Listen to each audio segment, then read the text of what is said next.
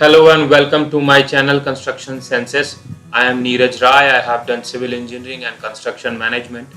इस चैनल पे आपको कंस्ट्रक्शन से रिलेटेड वीडियोस मिलेंगी, so please subscribe to my channel and hit the bell icon. I hope you all know the importance of resume. जब आप कभी जॉब के लिए जाते हैं, जब आप किसी जॉब के लिए अप्लाई करते हैं, तो सबसे जो इम्पोर्टेंट पार्ट होता है, जो फर्स्ट स्टेज होता है आपका, वो होता है रेज्यूमे।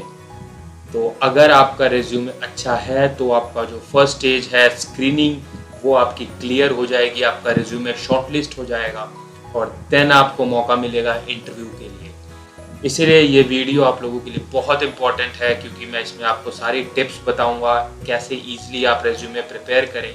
अगर आप जॉब सीख कर रहे हैं तो ये वीडियो आपके लिए बहुत हेल्पफुल होगा। तो बिना किसी बात के चलिए शुरू करते हैं अपनी वीडियो को।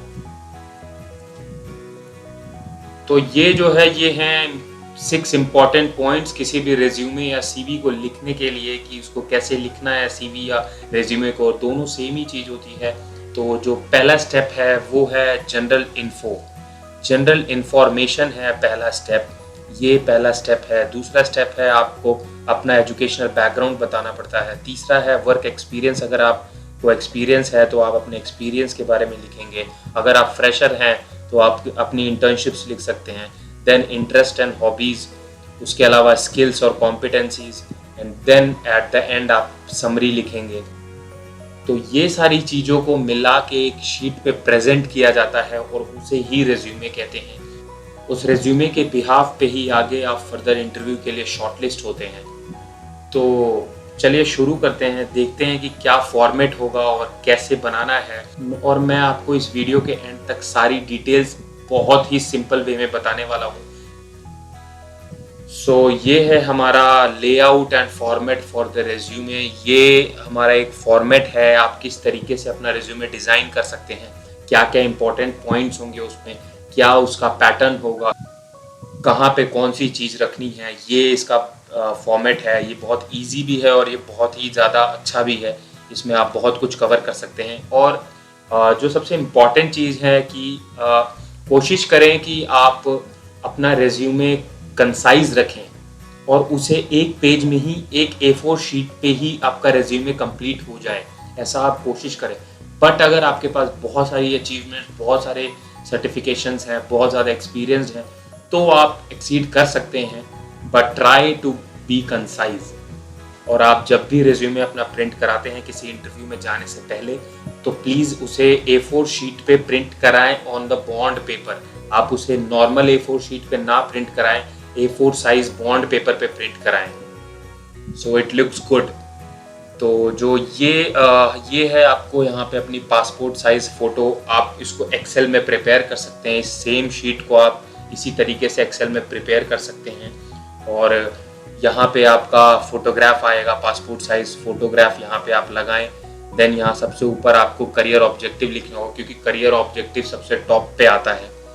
तो ये है समरी ऑफ क्वालिफिकेशन। आप कोर्स, इंस्टीट्यूट का नाम, आपने कहाँ से किया है, आपकी कितनी परसेंटेज या क्या CGPA है, और आपका कौन पासिंग ईयर क्या था। देन यहाँ पे आपका कोर्स आएगा, और यहाँ पे जो ये लिखा हुआ है, ये थोड़ा सा सीक्वेंस इसका उल्टा हो गया है। एक्चुअली सबसे ऊपर आपका हाईएस्ट कोर्स आएगा, जो आपकी हाईएस्ट क्वालिफिकेशन होगी वो आपकी सबसे ऊपर आएगी। उसके बाद सेकंड पे आएगी आपकी second highest qualification, so on. अगर आपने पोस्ट ग्रेजुएशन की है तो सबसे ऊपर पोस्ट ग्रेजुएशन, अगर आपने बीटेक किया है तो आपका बीटेक आएगा सबसे ऊपर। तो थर्ड पॉइंट है वो है इंटर्नशिप और ट्रेनिंग। तो यहाँ पे ये तो मैंने एक फ्रेशर्स के लिए बताया है, इंटर्नशिप्स एंड ट्रेनिंग। अगर आप एक्सपीरियंस हैं तो यहाँ पे इंटर्नशिप और ट्रेनिंग की जगह पे यहाँ पे आपका एक्सपीरियंस आएगा, वर्क एक्सपीरियंस हेडिंग आएगा। और वर्क एक्सपीरियंस के नीचे यहाँ पे अपनी एक्सपीरियंस भी लिखें, और अगर आपने पहले इंटर्नशिप की है तो वो भी आप डाल सकते हैं, पर ऊपर आप वर्क एक्सपीरियंस लिखें। देन चौथा पॉइंट है आपका सर्टिफिकेशन एंड पब्लिकेशन। यहाँ पे आप अपने सर्टिफिकेशन जो भी आपने किए है वो लिख सकते हैं। फिर एकेडमिक प्रोजेक्ट्स, आपने क्या एकेडमिक प्रोजेक्ट किया, अगर आपने मास्टर्स की है तो थीसिस वर्क लिख सकते हैं। वर्कशॉप, कोई वर्कशॉप अटेंड की है। पोजीशन ऑफ रेस्पॉन्सिबिलिटीज़, आपने कोई रेस्पॉन्सिबिलिटी पे काम किया है वो लिख सकते हैं। अचीवमेंट्स अपनी लिख सकते हैं। देन एंड में आता है आपका डिक्लेरेशन। और इस साइड पे आपका जो लेफ्ट साइड है ये पूरा का पूरा आपके पर्सनल डिटेल्स होंगे। यहाँ पे आपकी फोटोग्राफ होगी, आपका यहाँ पे नाम होगा, बोल्ड लेटर्स में लिखना है एंड फुल नेम यहाँ लिखना है। देन उसके नीचे जेंडर एंड कॉमा लगा के आप यहाँ पे एज लिखें। देन यहाँ पे डेट ऑफ बर्थ अपनी लिख सकते हैं।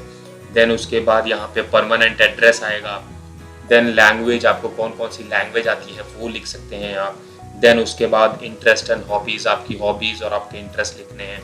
देन टेक्निकल स्किल्स, इसमें आपके सॉफ्टवेयर्स जो आपने सीखे हैं वो लिख सकते हैं आप, ऑटोकैड और ये जो भी हैं ये सब लिख सकते हैं। उसके बाद आता है personality traits. If you are a positive person, if you are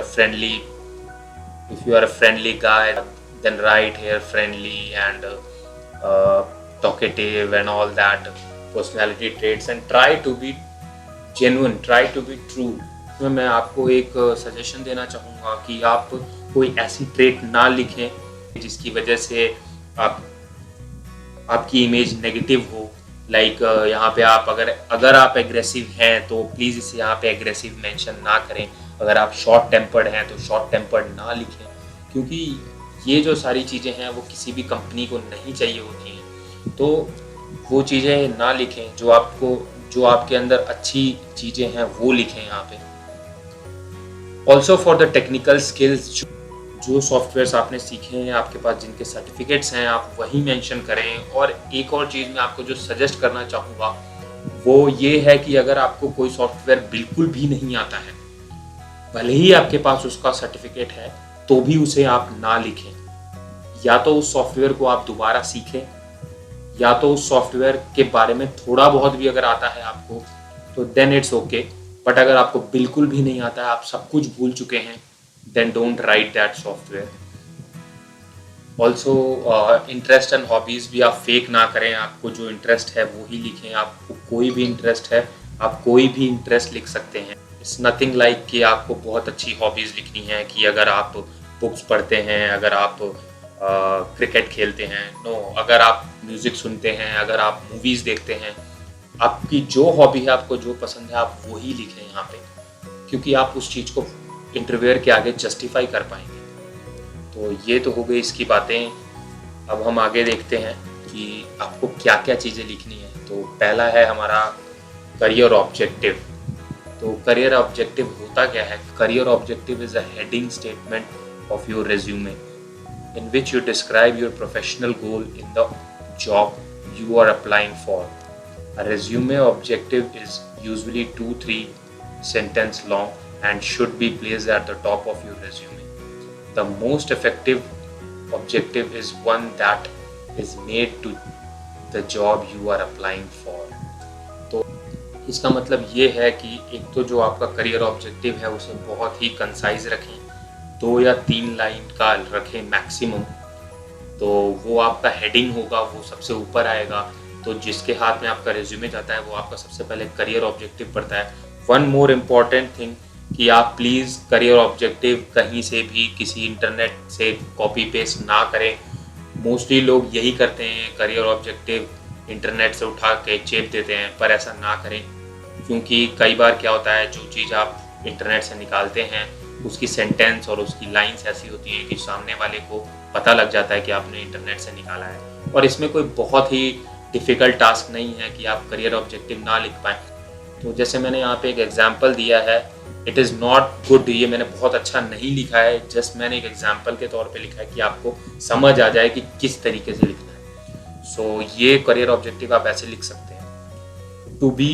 to be part of a progressive construction company at a position of civil engineer where my knowledge and skill can be completely utilized for the growth of organization and my skills as well।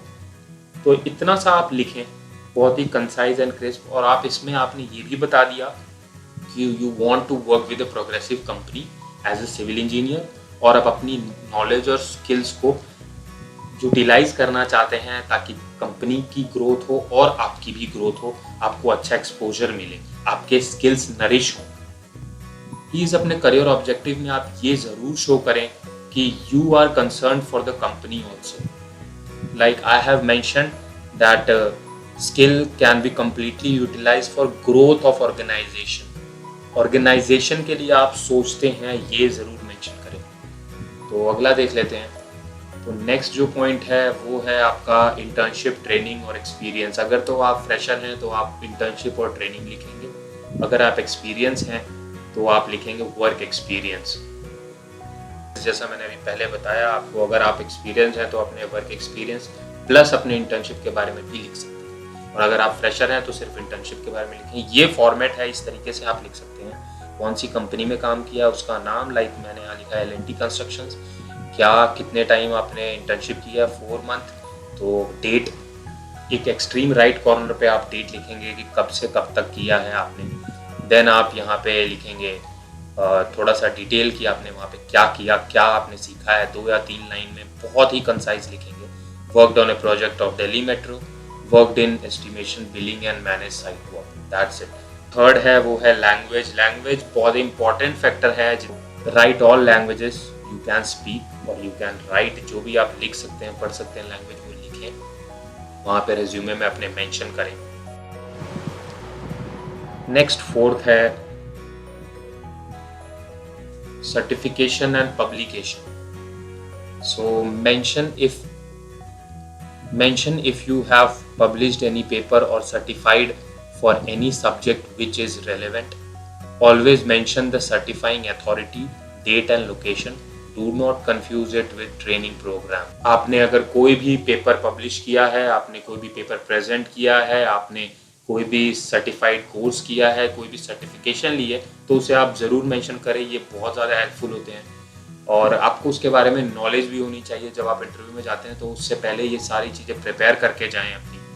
Then always mention the certifying authority, date and location. आपने वो कहाँ पे लिया है, उसकी location, कौन सी date पे और किस अथॉरिटी ने आपको सर्टिफाई किया है, वो भी लिखें। इसे आप ट्रेनिंग प्रोग्राम से कंफ्यूज ना करें। For example certified professional building designer by XYZ। Like अगर आप सर्टिफाइड प्रोफेशनल बिल्डिंग डिज़ाइनर हैं तो यहाँ पे लिखेंगे बाई कौन सी अथॉरिटी, किसकी तरफ से आप सर्टिफाई हैं। अगर आपने पेपर पब्लिश किया है तो published paper on steel bridges in international conference by XYZ। किसकी तरफ से इंटरनेशनल कॉन्फ्रेंस हुआ था, उसका नाम आएगा यहाँ पे, एट मुंबई ऑन, यहाँ डेट आएगी आपके कौन से डेट पे। तो बहुत ही कंसाइजली आपको सब कुछ प्रेजेंट करना है। देन नेक्स्ट है फिफ्थ पॉइंट आपका एकेडमिक प्रोजेक्ट्स। तो एकेडमिक प्रोजेक्ट्स आप सभी ने किया होगा, आपने अपने डिप्लोमा में या बीटेक में या पीजी में या पीएचडी में कुछ ना कुछ आप कर ही रहे होंगे। ऐसा एकेडमिक प्रोजेक्ट या थीसिस बोलते होंगे उसे, मेजर या minor project. So mention the major and minor project you have done in your college time और आउटसाइड द कॉलेज। या तो आपने कॉलेज में किया हो या कॉलेज के बाहर किया हो, आप मेंशन ज़रूर करें। आप ऐसे लिख सकते हैं, major project on load bearing capacity of soil, conclusion of, उसके नीचे इसको, ये जो आपका प्रोजेक्ट है इसकी हेडिंग लिखने के बाद नीचे आप 2 या 3 लाइन में इसको थोड़ा सा एक्सप्लेन करें। जैसे कि आप कंक्लूजन लिख सकते हैं, conclusion of project was this and this, finding of project was this. Then अगर आपने थीसिस किया है तो thesis on legal framework in construction, factors भी कंसिडर्ड आर, क्या क्या फैक्टर्स लिए थे, कंक्लूजन क्या था थीसिस का। ऐसे थोड़ा सा कंसाइज बना के आप लिख सकते हैं। And try not to extend it beyond 1 or 2 lines. तो अपना 6th देख लेते हैं। तो जो 6th पॉइंट है वो आता है आपका वर्कशॉप। अगर आपने कोई वर्कशॉप अटेंड की है, if you have attended any national or international workshop, if you have attended any national or international workshop or any good workshop with certificate, so mention it with key learnings. तो अगर आपने कोई भी international या national workshop attend की है या कोई भी वर्कशॉप अटेंड की है, अगर आपके पास उसका सर्टिफिकेट है, वन मोर थिंग, आपके पास इन सब चीज़ों का सर्टिफिकेट होना चाहिए, तभी आप उसे अपने रेज्यूमे में लिख सकते हैं। तो अगर आपके पास सर्टिफिकेट है तो उसे मेंशन करें। जैसे कि for example IBCC workshop for bridge designing, ऐसे लिखें आप, एक लाइन में ही लिखना है आपको। दूसरा वर्कशॉप इन सिस्मिक डिज़ाइन और वर्कशॉप इन BIM DC, आप ऐसे लिख सकते हैं सिर्फ एक लाइन में। देन 7th है position of responsibilities. Position of responsibility में आएगा आपका कि if you have ever served any position of responsibility and get certificate for it, like student head or organized fest or anything in your company, in your past company, you have completed a project as a manager or as a engineer on a site with a particular responsibility, तो उसे आप mention कर सकते हैं, पढ़ सकते हैं। Then 8th point हम देख लेते हैं। 8th पॉइंट है हमारा अचीवमेंट्स का। So it can be any award, promotion, mentoring, all can be achievement. You can mention it if you have carry. You can mention it if you have carry. You can mention it if you have carry certificate of it. Yes, अगर आपको कोई award मिला है, आपको कोई promotion हुआ है, आपने किसी की मेंटरिंग की है, कोई भी अचीवमेंट है आपका, तो वो आप लिख सकते हैं अगर आपके पास उसका सर्टिफिकेट है तो। Declaration, a declaration in a resume is a statement that declares the information provided is true and fully acknowledged by you. Yes, ये सबसे लास्ट पॉइंट होगा आपके रिज्यूमे के, सबसे नीचे आएगा। उसमें आपको यही लाइन लिखनी है डायरेक्टली, कि ये लिखने के बाद जैसे लिखा है मैंने, with this declaration right place and date with your signature. आप उस वहाँ पे प्लेस लिखें कि कौन से प्लेस पे आपने रिज्यूमे प्रिपेयर किया है, एंड डेट लिखें, एंड वहाँ पे अपना सिग्नेचर करें डिक्लेरेशन के नीचे, तब जाके आपका ये रिज्यूमे प्रॉपरली कंप्लीट होगा। सो ये सारे पॉइंट्स थे जो आपको लिखने हैं, ये सारे पॉइंट्स आपको ध्यान रखने हैं। इसके अलावा मैं एंड में आपको कुछ और इम्पॉर्टेंट फैक्ट बताना चाहता हूँ। जो फर्स्ट इम्पॉर्टेंट फैक्ट है वो ये है कि आपका जो रेज्यूमे है वो आपका फर्स्ट इम्प्रेशन होता है। तो प्लीज़, जैसे आप इंटरव्यू की प्रिपरेशन करते हैं उतनी ही प्रिपरेशन के साथ रिज्यूमे को प्रिपेयर करें। देन दूसरा पॉइंट होगा कि आप उसमें सब कुछ सच लिखें, डोंट फेक इट। आप उसमें कुछ भी फेक ना लिखें, जिसका आपके पास प्रूफ ना हो वो बिल्कुल ना लिखें। कोई भी चीज़ ऐसी ना लिखें जिसका आपके पास सर्टिफिकेट नहीं है।